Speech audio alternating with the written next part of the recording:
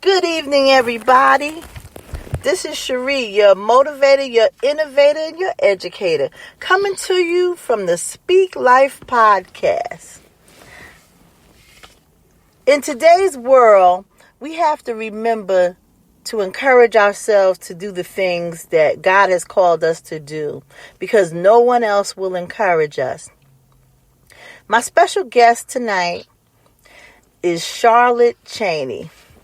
You might have heard the song, the gospel song, You've Been So Faithful by Eddie James, and you hear these beautiful women's vocals. That is Charlotte. So without further ado, I'm going to introduce to you Charlotte Chaney, and she's going to talk about her triumphs, her adventures, traveling all over the world to sing, is what she has been called to do. So without further ado, we're going to introduce Charlotte Chaney. Hello, Charlotte. Hello, Miss Cherie. How are you? I am good. How are you, my dear? Oh, I'm wonderful. I'm excited to have you as our special guest tonight. Thank you so much for having me. I'm very honored to be here. Great. So I have a few questions for you. Okay. Shoot. You know, my favorite song, and I was telling our listeners, You've Been So Faithful. Yes, ma'am. Was that your first recording? That was my actual national first recording. I had did some recordings, some background for, a couple of local artists and artists from back home, Pasadena, California. But You've Been So Faithful, that whole album was my first national recording with Phoenix Mass Choir and Eddie James. And it actually went to number 3 on the Billboard, on the Gospel Billboard chart. So it's still being played and still being sung. I'm just actually very blessed and honored to actually have been on that song. That was not my original song, and so he had me step in the night of the recording, and the rest is history. So wow. I'm very honored to be on that song. Shout out to Eddie James, Phoenix Mass Choir. And if you've ever heard that song, and there's such an anointing on that song, and your voice just brings such such flavor to it, That is amazing. I was actually 17 years old, and I had 2 days before that, I had my tonsils drained. I wasn't even supposed to be there singing, and of course, you that young, you rebellious. I was like, I'm going to this recording, I'm singing, and I end up leading that song. So I'm just very honored and blessed to be on that song. That was an amazing time. Wow. So, were you touring with that group at one time, or you just stepped in? No, I toured with that group. I was a member of Eddie James. I was a member of Eddie James and the Phoenix Mass Choir. So we toured that album when it came out. We did a partial East Coast, and then we did a West Coast tour when that album came out. So that was my only U.S. tour, and that was me singing gospel and me singing strictly with that choir. We did that tour, and then from years after that was when I started touring out of the country. So that was my only U.S. tour with Eddie James and the Phoenix Mass Choir for that album, Higher. So what prompted you to go out of the country? Tell us more about that, because that's a step of faith, Absolutely, especially when you've never done anything of that nature. I had traveled out of the country before, for vacations. That opportunity came along. I had a brother who was already touring with a company. I worked for a company that would take contracts from 5-star hotels in the Middle East and Asia, and they would provide the music for the hotel if there was big events, if there was a prince coming in, or if there was, an international U.S. star or anything, and they would have a big party for New Year's or for that person coming in, they would contract us to do the music. And he was already overseas. He was actually in Singapore, and he asked me, he was like, you want to come over for a couple of months? And I'm like, sure, not knowing what that means, because I'm just used to, you want me to sing something, I'll sing.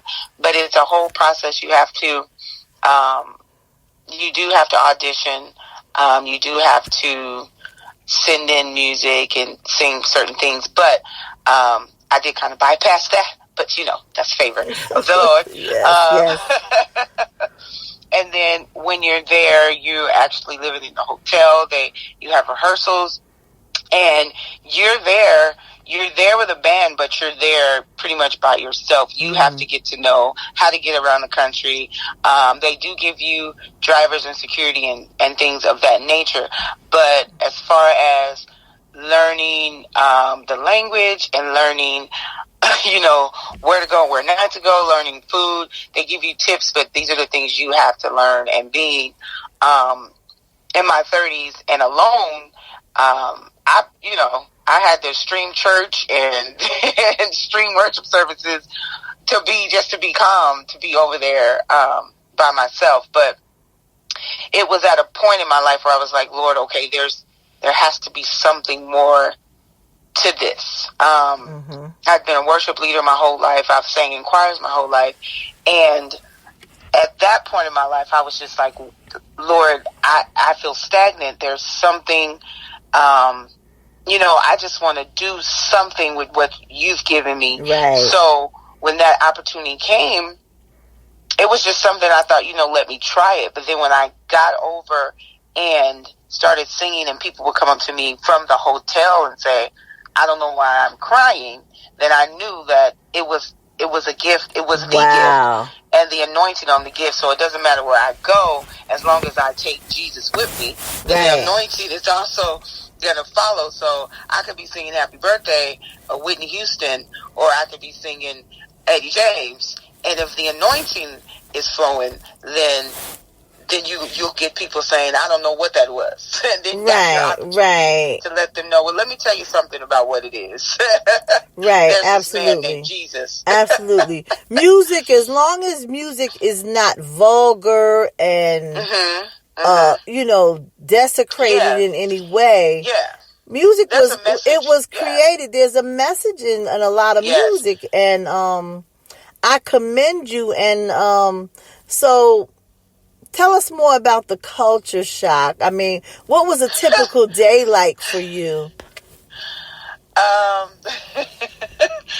It's very shocking for me, a person who don't really, I don't do big crowds.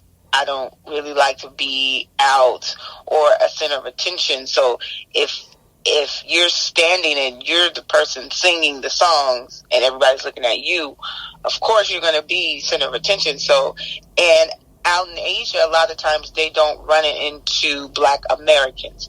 There are Africans there throughout Asia, but they know the culture, the Asian culture and the African culture. They know the difference between an African and a Black American. So when they do meet a Black American and they hear you speak, it's like they want to do the whole touch your hair and rub your skin and ask if you are real.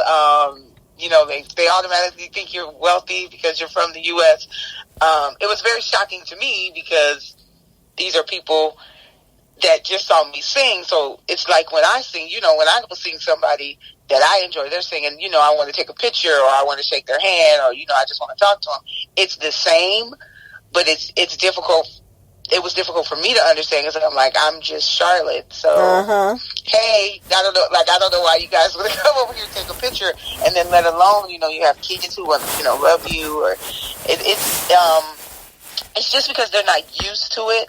But then I'm also wasn't used to it. So it was a very big adjustment. Luckily, I had my brother, Troy Covington, there with me.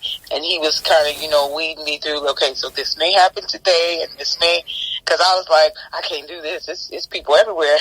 They want to talk. They want to take pictures, But now I've done it for celebrity status. I love it.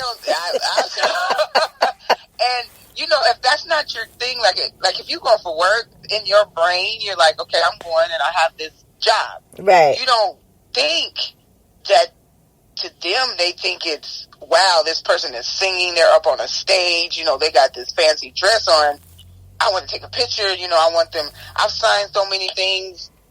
Just my name. I was like, I know you think I'm Serena Williams, but I'm just Charlotte. So you're going to be very disappointed when I sign this paper and it says Charlotte.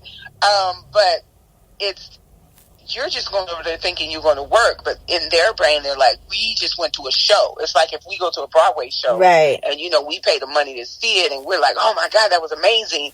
In their brain, they feel the same way. So it was that was a culture shock, and it was an adjustment to me because I'm not used to people that like, hey, can we have your autograph and take your picture? I'm like, I just want to eat. That's all. I'm hungry. I just want to go eat and go back to my room. So that's amazing because sometimes we don't understand the gifts that we possess and the power that is behind them. Did you ever imagine such a thing as a child? No, because I didn't like foreign countries, foreign foods, accents. I didn't like none of it. Okay. I have a sister who loves all things culture. She loves the Asian culture. She loves the African culture. She loves the Mexican. She wants me to try all these foods. And I was like, no, I want some hot tamales and some chicken and some cornbread. Okay. With some purple soda. And that was my thing. So when I was living there, it was very, I had my devotions. I would pray. I would do all that. And it would always come to my remembrance like, you are in a foreign country singing. Wow. Like, I never thought that would be me because that was something that I never dreamed to do. It was, I always wanted to travel, but I wanted to travel just for vacation and come back home. Right. I never thought I'd live in another country for years. Like, my contracts would be a year and then 6 months and then 4 months and then a whole year. So I actually lived abroad for a total of 8.5 to 9 years. And wow. I was like, this ain't nothing but Jesus. Right, amen. Well, you do know that all of the African American entertainers from the past, like Josephine Baker and people like that, that's where they all were received the most. Yeah, well, yes, they're very big in Europe other countries. Asia. Yeah, so that's not surprising that you were, that you had that type of welcome there. It's a very eye-opening experience because things that we take for granted here is a luxury and is seen as something out of this world over there. We know kids that are 10, 6 that can sing us under the table. And especially if we grew up in families that sing. My entire family sings. It's 7 of us. We sing, we play instrument. Wow. My mother preaches, my brother preaches, my dad preaches. So this is something that was what we thought everybody did. Mm-hmm. So for us to, sing to a commercial and harmonize, that's just what we do. But if you go over there and you're able to harmonize to anything coming on, they looking at you like, how did you do that?